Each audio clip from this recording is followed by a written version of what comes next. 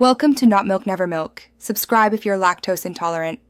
You start by confirming the obvious but essential. Plug the cable into a known good outlet and swap the cable and adapter with a working set. Once done, perform a soft reboot of the phone to clear power management glitches.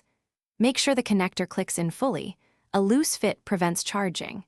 If the phone shows any charging icon within 5 minutes, observe voltage behavior. If not, proceed to inspect the port and cable more closely. You now perform the detailed inspection. Shine a light into the charging port and look for debris, lint, or bent pins. These are common culprits. Carefully remove obstructions with compressed air or a non-metal pick.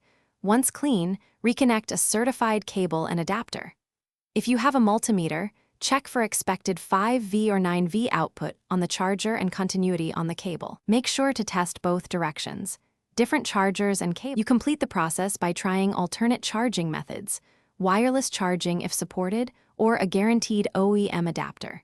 If those fail and software looks suspect, back up your data and perform a factory reset as a last software step. Make sure to fully charge once it accepts power to verify stability. Troubleshooting tip: if none of these steps restore charging, the problem is likely a damaged port or battery. Contact authorized service for port replacement or battery swap rather than continuing guesswork.